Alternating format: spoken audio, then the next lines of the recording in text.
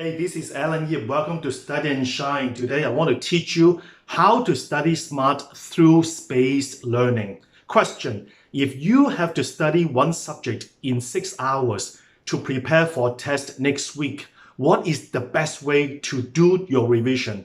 Or if you have two subjects to revise and you have 12 hours this week to study for the exams next week, what is the most effective way to study?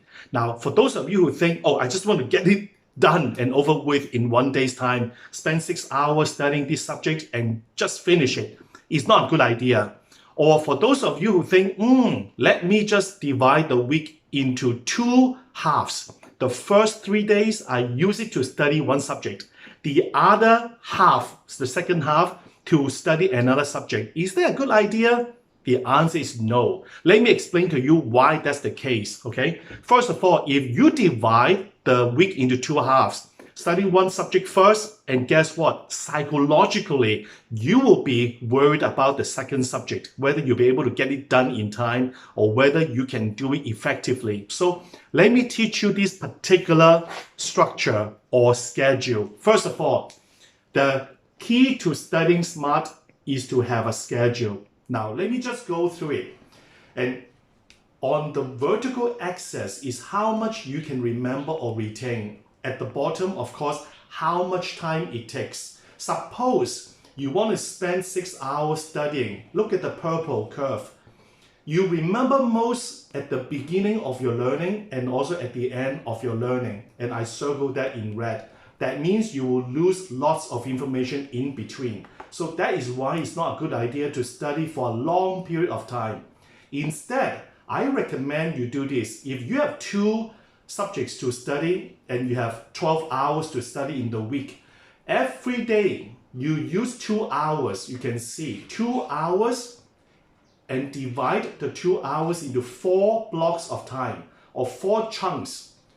And this is called the Pomodoro technique. If you can just refer to another video that I produced on maximizing or boosting your focus, I think that's going to help you a lot. But let me come back to this.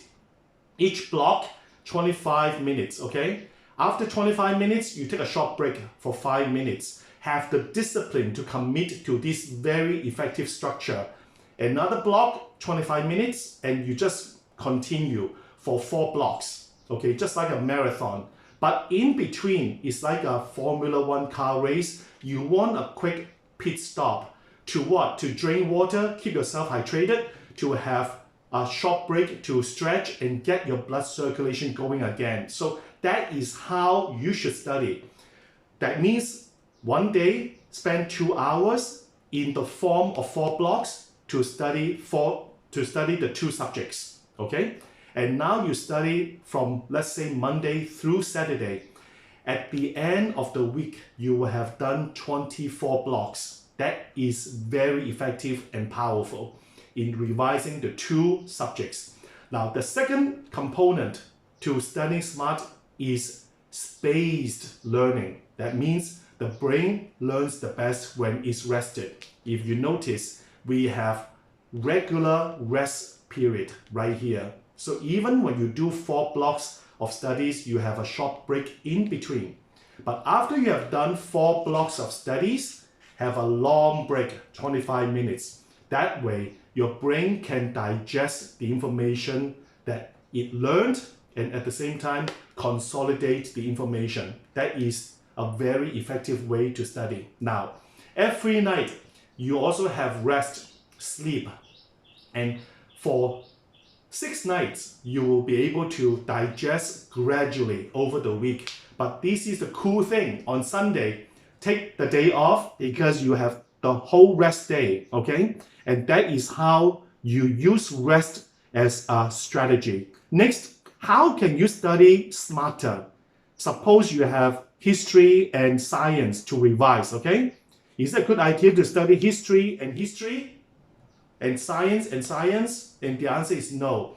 It's smarter to study by varying the subjects. That means if history is the difficult or the challenging subject, I recommend you study history first. Why is that? Because at the beginning of your study routine, you have the highest level of attention and concentration.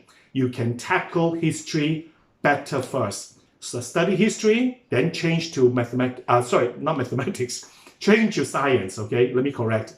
And now go back to history, and lastly, end your routine with science. That is how you alternate, and is another smart way to study. One more thing, instead of studying for 6 hours, okay, or a long period of time, can you see when you divide your learning into chunks, instead of having only 2 peaks, and this is what we call primacy effect at the beginning of the learning and recency effect at the end of your learning. Now you can reap, look at that. For every study session, you have 8 peaks of learning. That means you have 8 peaks of information retention. That is powerful. For the same amount of time, same amount of energy, you can remember way more. Lastly, when you follow this schedule, okay, you will have built up your stamina. And if next time you take an exam 1.5 hours or 2 hours long, guess what? You are used to it. Your bio clock is used to it. And I'm not suggesting that after 25 minutes, you take a 5-minute break on your exam. No, you won't have the time. I'm suggesting after 15, 20 minutes, when you're taking the exam, take a short break. 30 seconds, 45 seconds, do some breathing exercise, and I'll teach you how to do it in future, okay? But just tune in. And that is how you can start studying smart, okay? I hope this video has been of use to you. If you find it useful, please share it, recommend it to other friends and family members who can as well enjoy and benefit from it. Thank you so much for watching.